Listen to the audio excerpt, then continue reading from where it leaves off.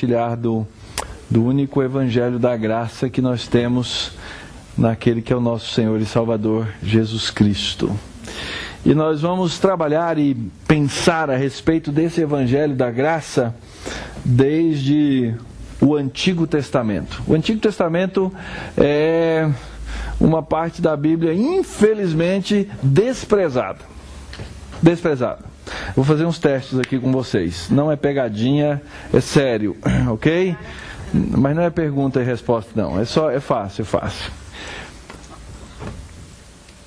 Quem aqui imagina, eu sei que você não vai ter com precisão, imagina que você ouve pelo menos uma vez por mês uma exposição de uma passagem bíblica no Antigo Testamento.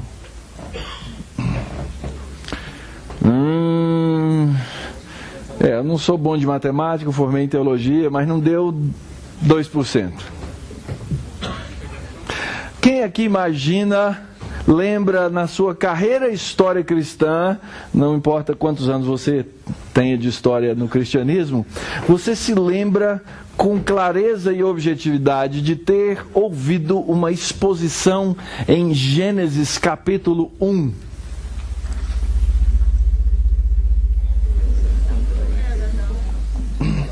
Melhorou, mas eu vou dizer para vocês, da minha perspectiva aqui, não deu 15%, 20%.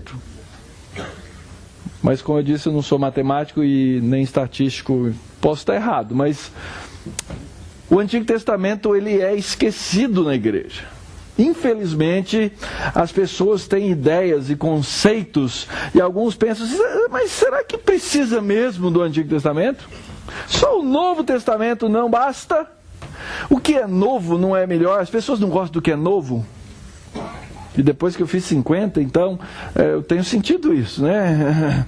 As pessoas gostam mais do que é novo.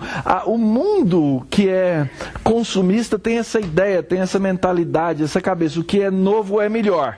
E a sociedade de consumo, ela nos faz pensar cada vez mais nisso, né? Nossos celulares, eles são feitos para durar pouquinho tempo. Bem pouquinho tempo.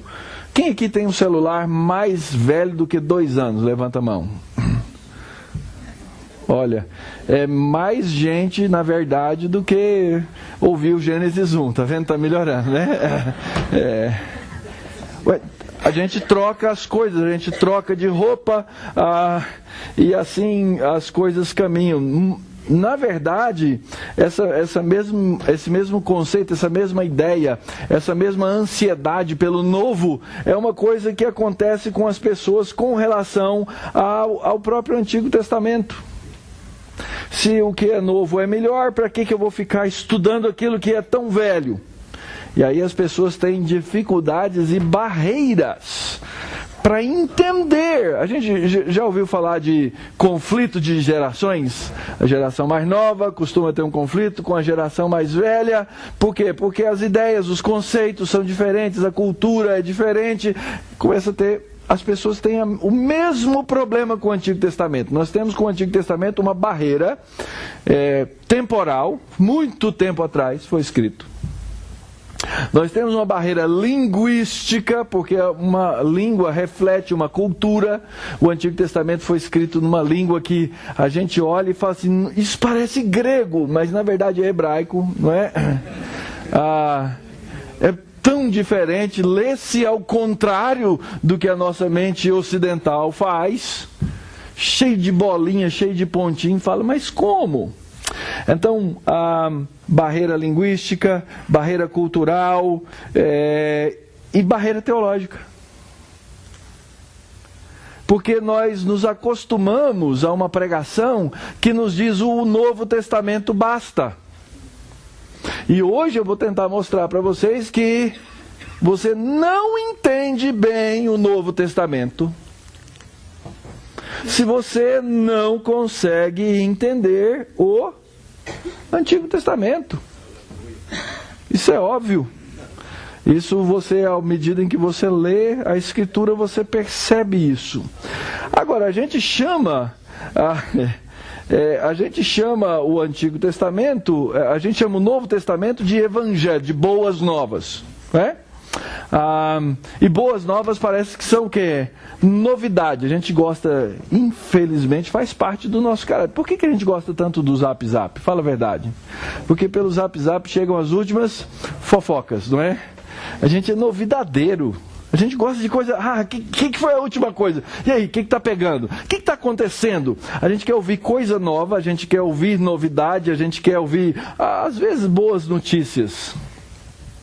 E quando a gente fala de evangelho como boa nova, como boa notícia, a gente também incorre mais uma vez nesse perigo de achar, já que o Novo Testamento é o evangelho, são as boas novas, então esse tal de Antigo Testamento também não deve ser uma coisa que eu devo me preocupar tanto. E aí então nós olhamos para a boa nova, mas nós esquecemos que para ter uma boa nova, eu tenho que ter outros elementos. Para eu entender a boa nova, eu tenho que entender qual foi a nova que não era boa. Qual foi a má notícia que veio antes da boa nova? Qual era a situação na qual a boa nova foi entregue? Quem é que recebeu essa boa nova? Para quem que essa boa nova foi dada? E à medida em que a gente olha para o Novo Testamento e a gente retira a má notícia, a situação, o receptor, quem recebeu, o que acontece? A gente perde o contexto da boa nova. A gente perde o contexto desse que nós chamamos de o Novo Testamento. Então nós precisamos voltar. E isso tem que ser ensinado não só para os crentes das igrejas. E infelizmente isso muitas vezes precisa ser reensinado para os pastores da igreja. Porque são esses que acabam deixando eu vou usar uma expressão antiga, né? A peteca cair. Acho que a geração mais nova não sabe nem o que é isso. Mas a gente perde o foco quando a gente não entende, quando a gente não compreende o todo. Ora, a boa nova é aquilo que a gente lê nos evangelhos. E aqueles evangelhos têm um contexto muito claro e muito objetivo, baseado e fundamentado numa mensagem que vinha ao longo dos séculos e ao longo do tempo sendo dada aos homens. E então, quando a gente abre as páginas... Opa, peraí, minha Bíblia não tem página? A gente gosta de novidade, né? Eu já não carrego mais a minha Bíblia em papel. Em alguns lugares acham que eu não sou crente. Mas eu sou crente, tá, gente? Tá? Me perdoem. Mas quando você chega aqui e abre a sua Bíblia, seja no seu telefone, seja no seu tablet, seja no computador, ou a boa e velha Bíblia em papel, que é muito boa, você encontra logo no começo um contexto. Então você chega aqui no Evangelho de Mateus, capítulo 1, versículo 1, diz assim: esse é o livro da genealogia. Começa tratando de coisas velhas, de coisas antigas. Quando você pega a genealogia do Senhor Jesus Cristo, aqui em Mateus, capítulo 1, versículo 1, e vai adiante, ela começa lá atrás, que ele é filho de Davi, que ele é filho de Abraão, e aí ele vai dando uma genealogia, uma coisa antiga. Mas aí você fala assim: ler genealogia, pastor, é fora de moda. A gente não gosta de ler genealogia. Quem gosta de ler genealogia aqui, levanta a mão. Opa, tem uns crentes de verdade aqui, ó. Não quero falar mal dos outros, tá? Mas é interessante, a gente lê as genealogias, a gente descobre a motivação teológica por trás das genealogias na Bíblia. Elas inflamam o nosso coração, elas enchem o nosso coração de boa verdade de Cristo.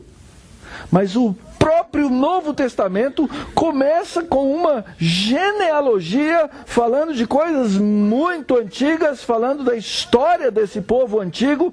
E se você pegar aí do capítulo 1, versículo 1, até o versículo 17 do Evangelho, tudo é coisa antiga. Vai falar de Babilônia, vai falar lá de Abrão, vai me lembrar de Ur dos Caldeus, e fala desse número de genealogias e assim por diante. Ora, se eu quero entender essa boa mensagem, Eu tenho que entender essa história que faz o encapsulamento, que abraça esse evangelho. E essa história que abraça, que dá o contexto, que dá a base para o evangelho é o Antigo Testamento.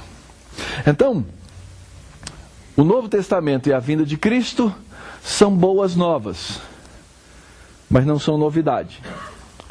As boas novas significam o cumprimento de uma promessa e a confirmação de uma palavra e de um ensino muito antigo.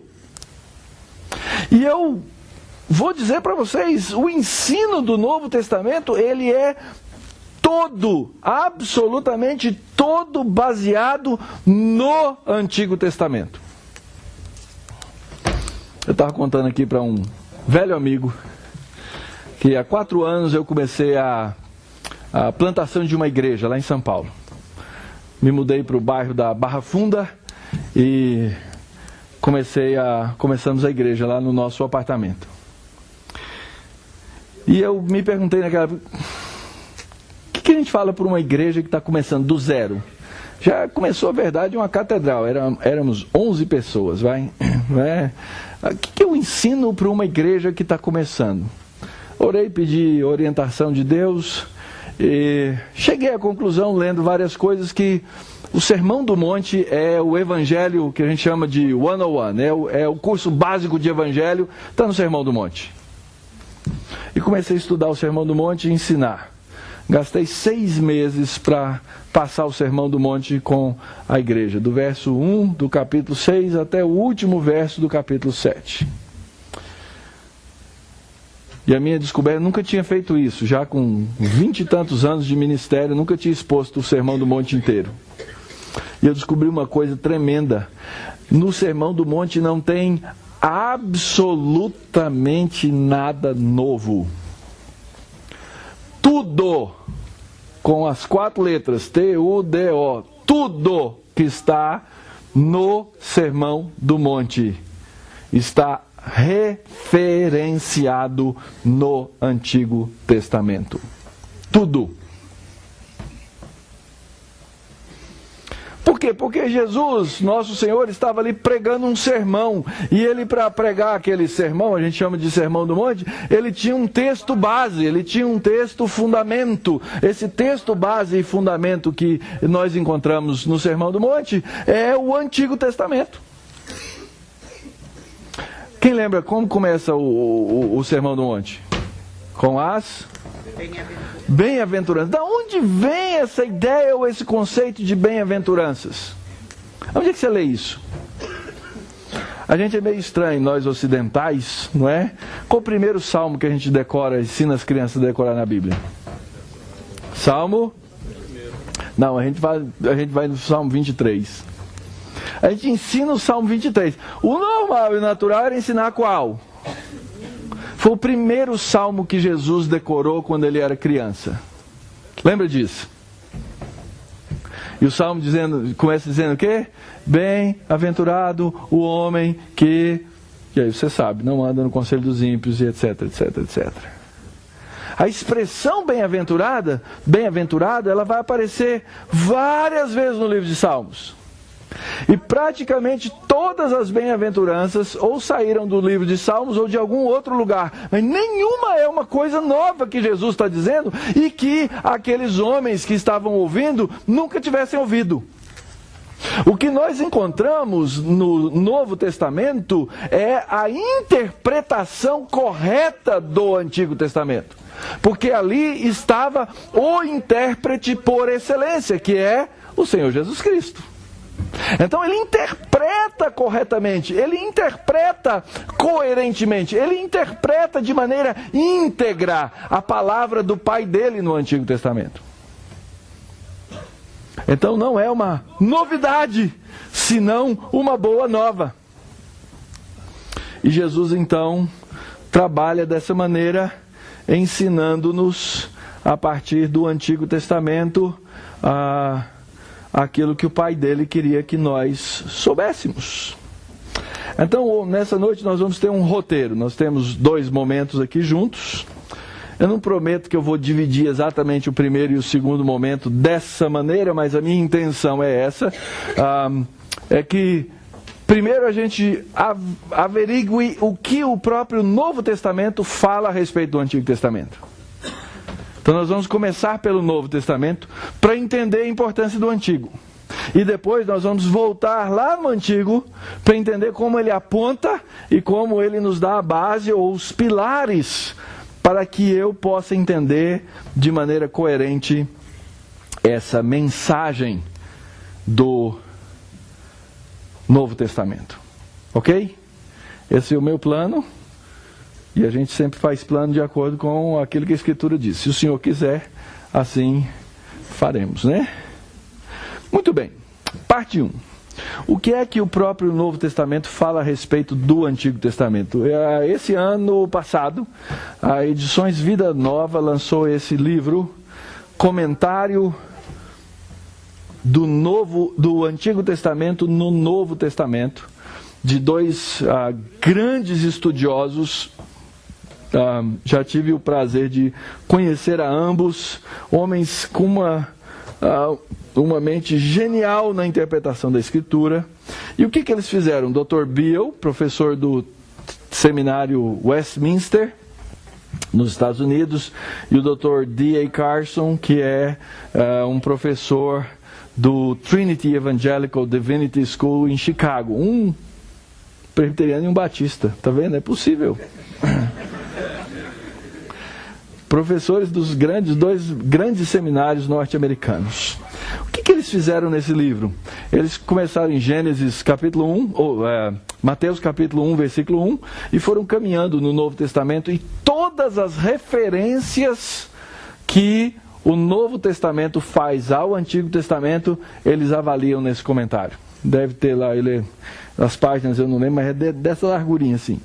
E você tem aí uma ferramenta fantástica para entender como o Novo Testamento fez o uso do Antigo Testamento. Muito bem. Como é que a gente vê esse uso e como é que isso se desenvolve? Eu vou dar alguns exemplos, é claro, dentro dos evangelhos. Vamos começar aqui com uma passagem que é certamente conhecida de boa parte de nós, em Lucas, no capítulo 24. Vocês lembram daquela história lá quando quando Jesus aparece aos discípulos que estavam caminhando na direção de Emaús? Lembram da história? Estavam os dois discípulos andando, chateados, de cabeça baixa, naquela estrada você sai de Jerusalém, existe lá hoje o povoado de Emaús, na direção do mar Mediterrâneo, e eles estavam andando, e o Senhor Jesus lhes aparece, e Jesus lhes faz uma pergunta: que é isso que vos preocupa? E de que ides tratando à medida que caminhais? Lucas capítulo 24, verso 17. E eles pararam entristecidos. Um chamado Cleopas respondeu: és o único porventura que, tendo estado em Jerusalém, ignorais as ocorrências desses últimos dias? E ele lhes perguntou: quais? Percebe que é um diálogo retórico, né? Jesus sabia, mas ele queria que eles respondessem. O que aconteceu lá em Jerusalém? Eu quero saber o que vocês dizem a esse respeito. E eles explicaram o que aconteceu a Jesus, o Nazareno, varão, profeta, poderoso em obras, palavras diante de Deus e de todo o povo, e como os principais sacerdotes, autoridades o entregaram para ser condenado à morte, e assim por diante. Eles vão descrevendo os últimos acontecimentos. Se já existisse Zap Zap, estaria nas redes sociais, já com foto, no Facebook, etc. Muito bem. Então Jesus ouve a história daqueles dois homens, e ele diz: nécios, tardos de coração para crer tudo o que os profetas disseram. Porventura não convinha que o Cristo padecesse e entrasse na sua glória, e começando por Moisés, discorrendo por todos os profetas, expunha-lhes o que a seu respeito constava nas Escrituras. O que Jesus fez aqui, gente? Me ajudem aí. ele deu para eles uma aula de escritura no Antigo Testamento. Primeiro ele cita os profetas. Vocês têm dificuldade para o que os profetas disseram? Não era necessário, não convinha que o Cristo... O que é Cristo, gente? Cristo é a tradução grega da palavra hebraica, que é a palavra Messias. Tem gente que fala assim, quem é o seu Senhor? Qual o nome dele completo? Jesus Cristo. Não, gente. Cristo não é o sobrenome de Jesus. É o título dele. Ele é Jesus, o Messias. Da onde vem esse conceito de o Messias? Tem que ser do Antigo Testamento, não tem outro lugar para você tirar a ideia. Não convinha que esse Messias padecesse para entrar na glória. E então ele começa por Moisés e pelos profetas e vai expondo todas as Escrituras. Então ele faz isso, ele discorre. Essa palavrinha significa que ele começa e vai até um certo ponto. É isso que significa essa palavra. E ele discorre e ele expõe essa escritura. Essa palavrinha, aqueles que já estudaram, passaram pelo seminário, ou que já estudaram um pouquinho de como se estuda a Bíblia, já ouviram essa palavra, diermeneu, que vem da onde vem a nossa palavra hermenêutica. Jesus fez a hermenêutica. Ele foi... trazendo a partir de Moisés e dos profetas e fazendo essa interpretação que era a respeito de quem? A seu respeito. O que constava em todas as Escrituras. Por que eu coloquei em negrito ali Moisés, profetas e as Escrituras? Pegadinha de palestrante, vai? Porque a Bíblia do Antigo Testamento é conhecida pelos judeus como Tanakh. Tanakh. Não é palavrão, não é nada disso. O T significa Torá. O N, que é o N, que é o Nun, significa os Neviim, profetas. E o R significa os Kotevim, os escritos. Então, até hoje, um judeu, quando você vai falar do Antigo Testamento, para nós antigo, ele não aceita que seja antigo, para ele ainda é novo, ele vai dizer assim, lá no Torá está escrito, e ele usa os 5 primeiros livros como se fosse a Bíblia toda, ou ele vai dizer lá no Tanakh está escrito isso. Essa é a divisão tríplice do cânon da Bíblia hebraica. O Tanakh, Moisés, representa a Torá, os 5 primeiros livros. Os profetas representam boa parte daquilo que nós chamamos no nosso cânon de livros históricos. Lá na frente eu vou mostrar isso para vocês. E as Escrituras. Então nós temos aqui Jesus usando um termo técnico para falar a respeito daquela Bíblia que era a Bíblia dele, era a Bíblia que ele lia. Ou vocês acham que Jesus decorou a Bíblia sem ter lido a Bíblia? Ele sabia de cor, eu tenho certeza. Mas ele tinha que ler. Ele cresceu, a própria Escritura diz que ele cresceu em quê? Estatura, sabedoria. Ele tinha que buscar sabedoria na palavra do pai dele. E graça. Ele foi aprendendo todas essas coisas. Ele aprendeu a cantar o Salmo 1 lá na casa dele. Depois lá na sinagoga com os pais dele, quando eu era criancinha. E todo mundo dizia, achar que lindo, ele já aprendeu a falar. E ele canta em hebraico. É fraco, hein? Não é? Então, Jesus, ele fala do conteúdo e ele fala do método de se ler o Antigo Testamento.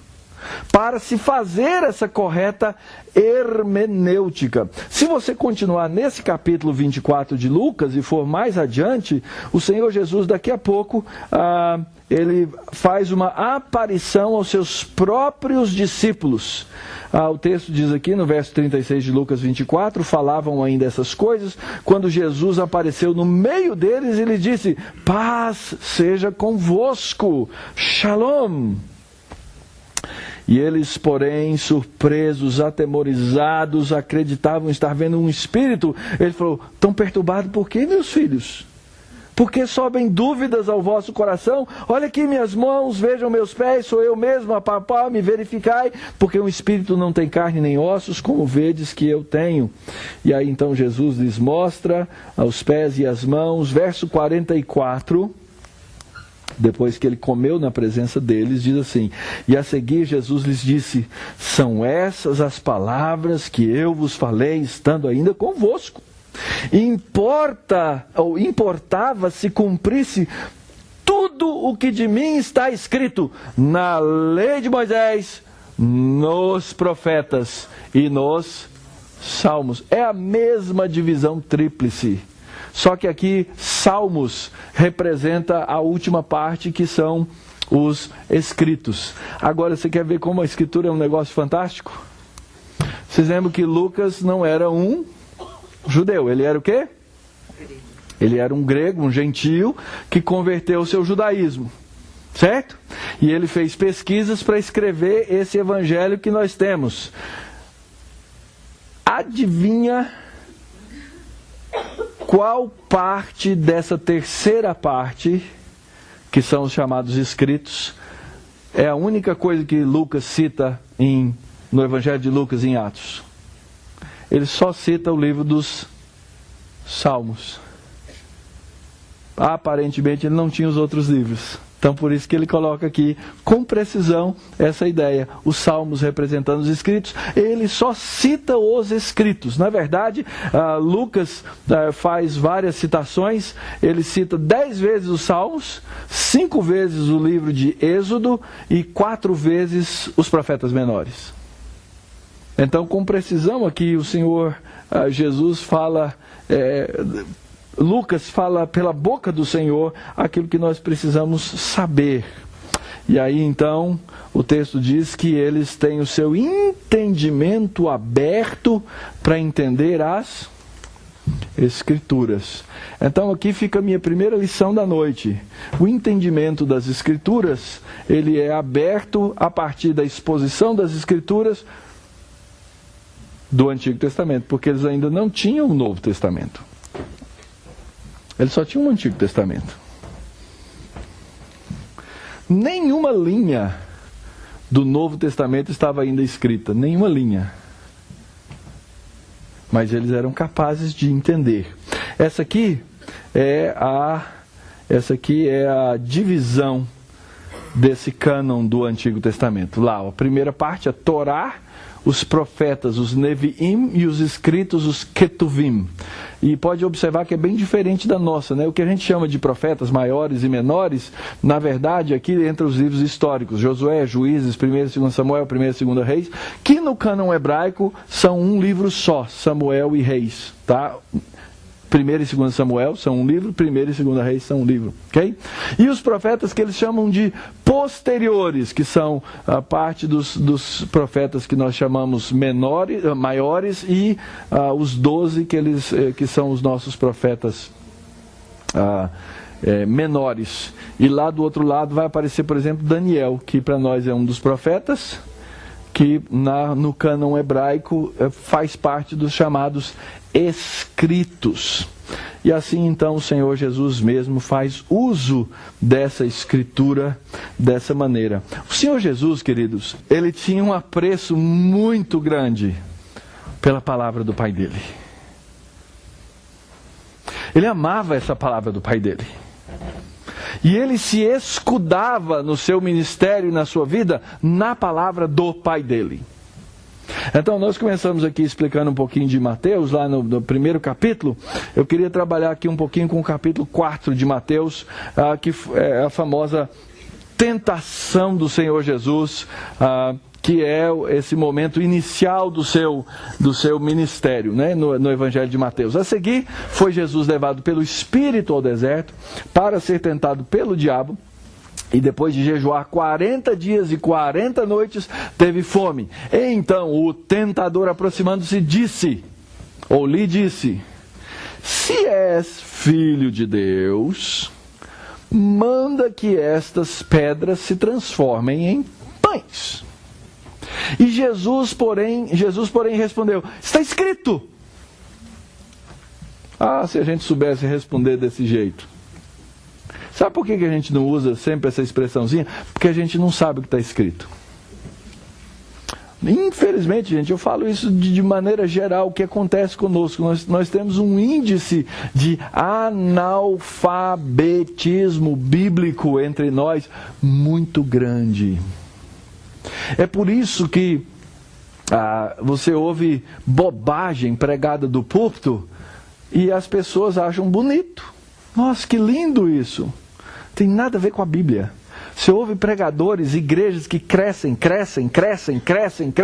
incham, tem milhares e milhares e milhares e milhares de gente que não sabe nada de Bíblia, com pregadores falando mentiras, coisas do diabo, porque o diabo sabe citar a Bíblia. O diabo sabe citar a Bíblia. O exemplo está em Mateus capítulo 4. E aliás, ele tá levantando aí esse conceito, essa ideia. Lá em Deuteronômio capítulo 8, versículo 3, diz assim: ele te humilhou, Deus está falando para o povo que passou pelo deserto, ele te humilhou, te deixou ter fome e te sustentou com o maná que tu não conhecias, nem os teus pais o conheciam, para te dar a entender que não só de pão viverá o homem, mas de tudo o que procede da boca do Senhor viverá o homem. Satanás estava tentando descobrir quem era essa pessoa Jesus. A gente às vezes imagina que Satanás, ele é mais ou menos igual a Deus, ele tem uma certa onisciência das coisas. Ele não tem. E eu imagino que ele passou o ministério todo de Jesus tentando descobrir exatamente até onde ia esse ministério de Jesus, até onde ele tinha esse poder. Os demônios, a Escritura diz que eles anelam prescrutar o que seja a salvação, eles não sabem como isso funciona. E ele deve ter ficado lá tentando, como será? Deixa eu tentar esse indivíduo, vamos ver até onde ele vai. E Satanás, ele é o pai do que mesmo? Da mentira e dos que são filhos da mentira, que são mentirosos. Então ele começa a aplicar mentiras aqui para Jesus, para ver se Jesus cai na dele. E a resposta de Jesus é exatamente com a Escritura. Então deixa eu dar uma liçãozinha simples aqui para você. Se você quer escapar das ciladas de Satanás, você precisa conhecer uma coisa que se chama Escritura. Porque senão, esse que é o inimigo das nossas almas, esse que aqui é chamado de o tentador, ele vem em volta com seus agentes, com a sua turma legal e nos enrola. Ele nos enrola. Mas Jesus sabia responder, ele sabia fazer a hermenêutica, ele sabia fazer a exposição, e ele diz: ô capeta, eu vou falar para você, o homem não vive só de pão. Ele vive da palavra que procede da boca de Deus. E quando eu precisar de pão, sabe o que vai acontecer? Meu pai vai me dar, igual ele me deu o maná. Ele deu o maná para o meu povo lá no Antigo Testamento, lá naquele tempo no deserto. Vem a segunda tentação. A primeira não deu certo, falhou. Então vamos tentar outra. O diabo levou a cidade santa, colocou-o sobre o pináculo do templo e disse: vou testar para ver se você é o filho de Deus mesmo. Eu estou querendo saber. Então vou testar. Se tu és o filho de Deus, ele estava querendo saber que tipo de filho de Deus Jesus era. Ele já sabia que Jesus era filho de Deus, mas ele queria saber que tipo de filho de Deus. Até onde ele ia. Então, é o seguinte: se és filho de Deus, te joga aí do pináculo do templo, que era uma das muralhas mais altas do templo, porque está escrito, o capeta citando a Bíblia, gente. E talvez ele saiba, aliás eu tenho certeza, ele sabe mais versos da Bíblia do que eu e você.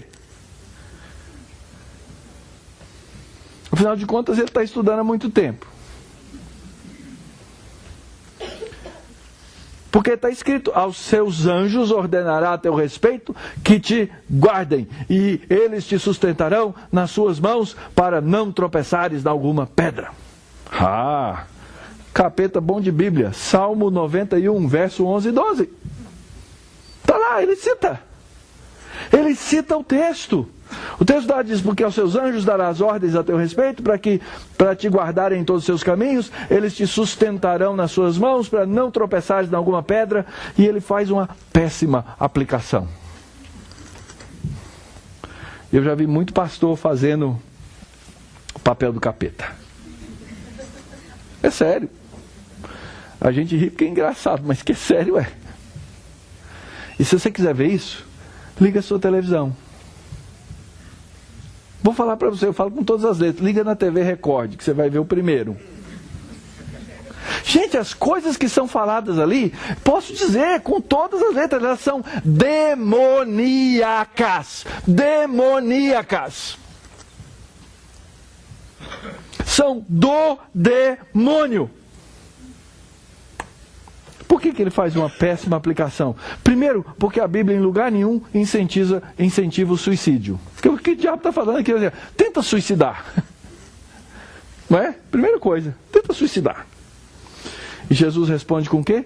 Ele responde com também está escrito. E ele cita Deuteronômio capítulo 6, diz, não tentarás o Senhor teu Deus. Queridos, se nós soubéssemos responder às tentações com a palavra de Deus. A Escritura diz, não tentarás o Senhor teu Deus, como eles tentaram lá em Massá. Está descrito lá em Êxodo capítulo 17. Aquele lugar, Massá e Meribá, foi chamado por esse nome por causa da contenda dos filhos de Israel, que receberam a água de Deus, e depois será que ele vai dar mais alguma coisa? Esse foi o problema. E muitas vezes esse é o nosso problema. Será que Deus está no nosso meio ou não? O capeta percebeu que não deu certo. E assim, queridos, vai esse processo todinho com as chamadas tentações. Ele tenta e ele não consegue. Levou ainda ao monte alto, mostrou os reinos do mundo, a glória deles e disse, tudo isso te darei, se prostrado me adorares. E Jesus vira para ele e fala assim, mas que capetinha mentiroso. Porque os reinos do mundo não te pertencem. Eu sei a quem eles pertencem. Agora, se você não conhece a Escritura, você acaba acreditando que os reinos do mundo pertencem a Satanás. E aí você cai nessas teologias esdrúxulas, malucas, sem sentido, sem conexão bíblica, sem hermenêutica bíblica. Então, deve ser do capeta mesmo. Aí tem essa batalha espiritual, você tem que chegar lá, botar um outdoor na cidade, falar Londrina pertence ao Senhor Jesus, porque aí você vai dominando o território. Tem tudo isso. Quem aqui é mais velho já viu essas coisas todas. Teologias tortas. Jesus falou para ele, cai fora, retira-te, Satanás, porque está escrito. E aí então, de novo, Deuteronômio 6 é citado. Ao Senhor teu Deus adorarás, só a Ele darás culto. E então, com isso, o deixou o diabo. E eis que vieram os anjos e o serviram. Percebe como Jesus usa o tempo inteiro a palavra do Pai dele? Lá em Lucas ele usou, aqui que lá é o fim do ministério, depois da ressurreição, aqui é o começo do ministério no Evangelho de Mateus, antes dele começar suas tarefas ministeriais. Isso vai acontecer por todo lado. Mateus 16, lembram desse episódio? Jesus estava cansado, os discípulos estavam cansados, eles foram para um acampamento. É isso que eles foram fazer lá em Cesareia de Filipos. Saíram, se afastaram, foram para um lugar longe, e aí Jesus começou as palestras do acampamento com uma pergunta.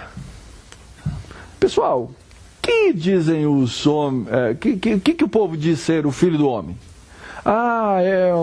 Os profetas, Jeremias, Elias, alguma coisa assim. E aí então Jesus faz aquela pergunta crucial para Pedro e diz assim: e vós? Ou ele faz para os discípulos direto: e vocês? Vocês dizem quem é esse filho do homem? E Pedro, sempre o espertinho do auditório, levanta rapidinho e respondeu: ah, tu és o Cristo. Então a primeira coisa que Pedro faz é dizer: tu és o Messias. Ele precisa de um referencial no Antigo Testamento para dizer que ele é o Messias. Não só isso, você é o Messias, o Filho do Deus vivo. E aí então Jesus usou uma expressão do Antigo Testamento e falou assim: bem-aventurado. Ele lembrou lá do Salmo 1 dele. Porque não foi carne ou sangue que tu revelaram, mas foi o meu Pai que está nos céus. Vocês acham que o que está acontecendo aqui é que Pedro estava lá sentado ouvindo Jesus, Jesus faz uma pergunta e naquela hora Pedro recebeu uma revelação sensorial, extrasensorial, etc. Nada disso, queridos. O que aconteceu é que Pedro conhecia a Escritura do Antigo Testamento, e tendo conhecimento da Escritura do Antigo Testamento, naquela hora em que Jesus fez a pergunta, olha a expressão dos velhos, caiu a ficha. Para ser mais contemporâneo, entrou o crédito. Né? Caiu a ficha, entrou o crédito. Entrou o crédito, gente. Ele falou: peraí, diante dos meus olhos, Deus agora me permitiu ver que o Senhor que está aqui andando com a gente esse tempo inteiro, o Senhor é aquele Messias que eu já li lá na Bíblia tantas e tantas vezes, aquele do Salmo 2. E o Senhor é o verdadeiro Filho do Deus vivo. Eu confesso que eu não fui estudar, mas se eu for estudar essa expressãozinha, Filho do Deus vivo, a expressão Filho do Homem é uma expressão que vem do Antigo Testamento, e essa Filho do Deus vivo vai ter uma relação com essa ideia do Filho do Homem. Pode saber. Ele entendeu. Isso é o que nós chamamos de iluminação. Aquelas coisas que nós não entendíamos e de repente nessa escritura nós começamos a entender. Você é o Filho de Deus, você é o Messias, você é o nosso profeta, você é o sacerdote, você é o rei. Agora eu estou entendendo. A resposta de Pedro a respeito da pessoa de Cristo revela que ele conhecia a revelação do Antigo Testamento e agora ele passa a entendê-la. O Espírito Santo convenceu Pedro de uma verdade essencial que ele já tinha lido e que agora ele passa a entender. Por isso o texto diz assim: não foi carne e sangue quem tu revelaram, mas foi o meu Pai que está no céu. E é fundamental então entender que para Pedro compreender que Jesus é o Filho do Deus vivo e entender que ele era o Cristo, o Messias do Antigo Testamento, ele tinha que conhecer o quê? O Antigo Testamento. Isso é o que nós chamamos de a revelação messiânica no Antigo Testamento. Aquilo que Deus vai mostrando ao longo da história e do tempo do Antigo Testamento a respeito de como seria o Filho de Deus. Eu estou expondo lá na minha igreja partes do livro de Isaías. Comecei no capítulo 40, depois fui para o Cântico do Servo, no capítulo 42. Fiz duas exposições, agora eu fiz duas exposições em Isaías 53. Isaías 53, Cântico do Servo. Gente, os detalhes ricos sobre a morte de Cristo, revelados 700 anos antes dele vir, estão lá. E Deus está salvando pessoas lá no nosso meio, na igreja. E tem gente lá novinho na fé. Não sabe nada de Bíblia. Um jovem senhor, esses dias eu trabalho, depois do intervalo eu vou fazer propaganda de onde eu trabalho para vocês, e eu trabalho razoavelmente muito, então meu tempo para pastorear não é tanto. E eu faço muito aconselhamento, vocês não vão acreditar, para o Zap Zap. É por isso que eu estava desesperado já pela volta, né? Os crentes passam o dia inteiro perguntando coisas. Pastor, como é que é isso? Pastor, como é que é isso? Pastor, como é que é isso? Esse jovem senhor, depois da exposição de Isaías, ele me escreve e fala assim: Mauro, não sabe nem chamar o pastor de pastor ainda. Que absurdo, esse é o fim da picada, fala a verdade, né? Mauro, como é que eu consegui passar 46 anos da minha vida sem entender nada dessas coisas? E por que agora eu entendo e quero entender? Porque não é carne e sangue, mas a Escritura está lá para quem quiser ler. E o Espírito Santo está presente para quem quiser compreender. E Deus vai fazendo essas coisas. Pedro entendeu. Isso foi maravilhoso. Maravilhoso. A Escritura do Antigo Testamento apontando para a pessoa do meu Redentor, do meu Salvador. Como eu aprendi, queridos, eu estudo o Antigo Testamento desde antes de sair do seminário. Eu fui subornado para ser professor de Antigo Testamento. Não tinha quem ficasse. Eu estava me formando. Algumas pessoas, eu gostava de grego, Novo Testamento era minha área, minha praia. Eles me pagaram um curso em Israel, de hebraico, para eu voltar e dar aula. E eu ia perder umas 10 horas bolas, né? Fui. Desde então, queridos, eu estudo o Antigo Testamento. E o Antigo Testamento é tão tremendo quando você descobre a mensagem de Cristo nele. E você começa a ver no Antigo Testamento Deus desfolhando, tirando as camadas, apontando coisas, revelando, mostrando a figura, a pessoa do Redentor. Esse é o Messias no Antigo Testamento. Nós temos no Antigo Testamento esse ensino claro que Deus nos dá. Chega um dia, Jesus tinha lá seus opositores. Aliás, deixa eu voltar ao Salmo primeiro. Quem lembra o verso 1? Me ajuda aí que eu não lembro. Como é que era o verso 1 do Salmo 1? Vai. Bem-aventurado o homem, o varão, que não anda... Não, gente, fala direito, eu não estou ouvindo, eu não lembro o Salmo, o verso 1. Vai, que não anda segundo o conselho dos ímpios, não se detém e não do caminho dos pecadores e não se assenta na roda dos escarnecedores. Lembram? Esse era o primeiro verso. E os livros dos Salmos era o quê? Era o inário dos judeus. Vocês têm inário aqui na igreja? Não, os batistas, alguns têm a tradição de ter o inário. Os presbiterianos têm o inário. O inário tem 400 hinos. A gente deve saber uns 15, mais ou menos, né? Mas a gente começa pelo começo. Agora, tira aí, só para lembrar que todo mundo sabia o Salmo primeiro. Não tinha um judeu que não soubesse o Salmo primeiro. É mais ou menos igual o pessoal que cresceu na igreja sabe, sou uma florzinha de Jesus, certo? Os mais velhos sabem, tá vendo? Quais eram as acusações desses inimigos de Jesus contra Jesus?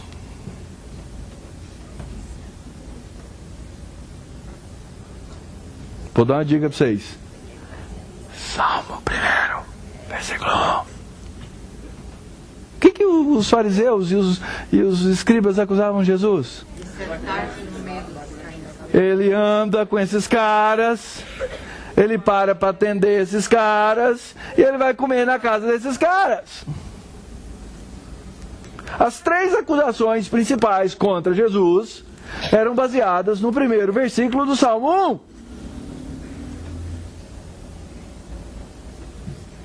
Porque eles sabiam de cor.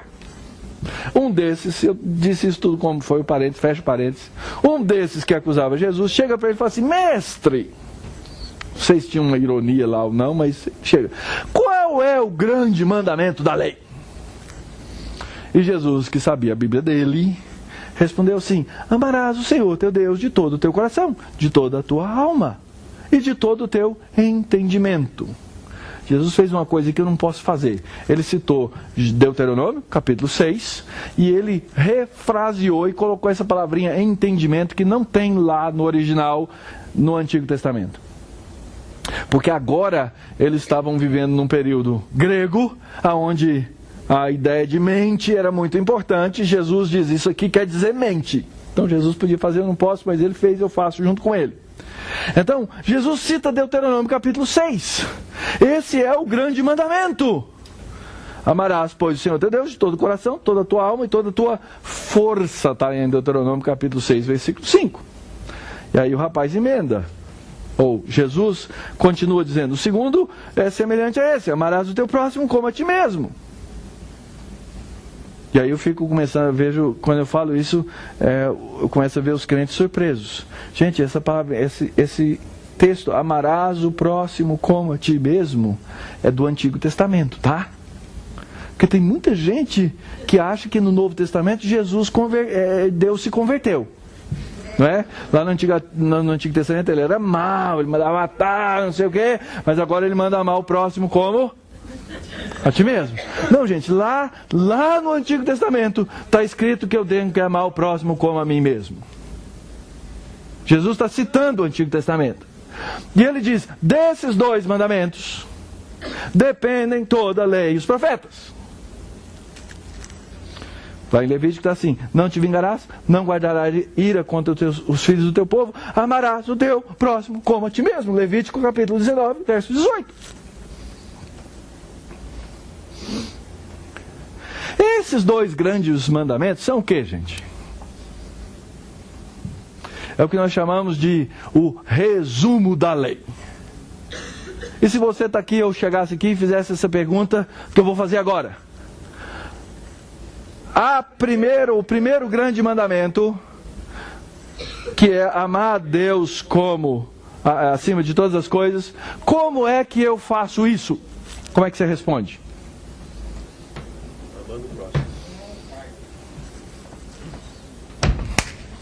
Está escrito lá no Antigo Testamento, gente. Como é que eu amo a Deus sobre todas as coisas?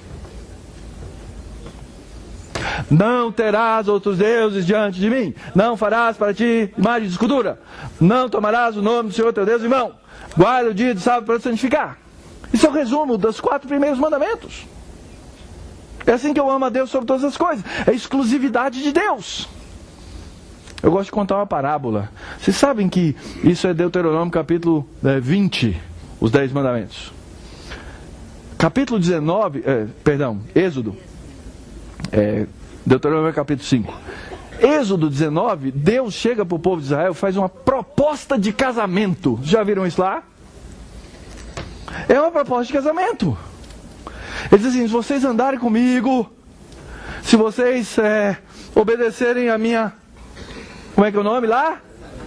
Aliança. Por que a gente usa aliança no dedo para representar o casamento? Vocês vão ser o meu povo de propriedade exclusiva. Isso é uma proposta de casamento. E o contrato de casamento é esse. Olha, noiva, você não pode ter outro noivo. Segundo, noiva minha não carrega foto de outro na carteira. Terceiro, noiva minha não dá cheque sem fundo na praça, senão meu nome vai para o Serasa. Quarto, querida, nós nos amamos 7 dias da semana, 24 horas por dia. Mas eu quero que você separe um dia desses 7 para dar brilho para o nosso amor. É assim que Deus faz com a noiva dele. Como é que a noiva ama o próximo? A noiva ama o próximo quando ela entende os conceitos de autoridade.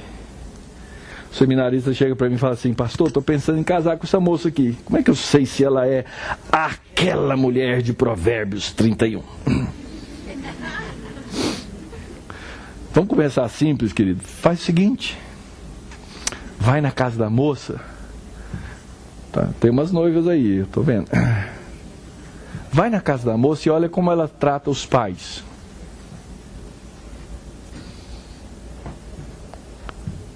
Quase certo que é assim que ela vai te tratar. Não estou querendo dizer que não tem conversão no coração não, mas normalmente é assim. É o que nós aprendemos. A noiva ama a vida, por isso ela não comete assassinato. É isso que está escrito lá, tá? No 6º mandamento não diz não matarás. O 6º mandamento diz não assassinarás. Homicídio doloso. A noiva ama a pureza do casamento. Não adulterarás. A noiva entende que o noivo é o seu sustentador. Não furtarás. A noiva ama a verdade, por isso ela não fala mal de ninguém. Querida, por último, só 10 coisas. Se você precisar de qualquer coisa, fala comigo. Você não precisa cobiçar nada de ninguém. Eu tenho todas as coisas. Tudo é meu. Tudo me pertence. Você não precisa cobiçar nada. Esse 10º mandamento, ele tem um mandamento correspondente no Novo Testamento. Quem sabe qual é? O apóstolo Paulo diz assim: alegrai-vos no Senhor. Outra vez vos alegrai-vos. Alegrai-vos, queridos, está no imperativo. É uma ordem que corresponde a não cobiçarás. Porque o meu noivo é a minha plena, completa satisfação. Eu não preciso de mais nada. Eu não preciso de mais ninguém. Leandro quer cortar meu ponto lá. É por causa do salgadinho, né, irmão? Tá certo. Muito bem. O que Jesus ensina aqui é que desses 2 mandamentos dependem toda a lei e os profetas. Tudo está embasado nisso. E o Novo Testamento também. Todo o Sermão do Monte é isso. Toda a oração do Pai Nosso é isso. Já parou? Toda a oração do Pai Nosso está no Antigo Testamento, gente. Toda ela. Tem nada aí que não esteja no Antigo Testamento. E o que eu ia fazer agora, mas não vou, é mostrar para vocês vários textos do Novo Testamento que estão no Antigo. Vou mostrar um só. Salmo 37. Confia no Senhor, faze o bem, habita na terra, alimenta-te da verdade, agrada-te do Senhor, Ele satisfará os desejos do teu coração. Entrega o teu caminho ao Senhor, confia nele, o mais Ele vai fazer. Ele vai fazer sobressair a tua justiça como a luz e o teu direito como o sol ao meio-dia. E então os justos resplandecerão como o sol no reino do seu Pai. E termino dizendo: quem tem ouvidos para ouvir,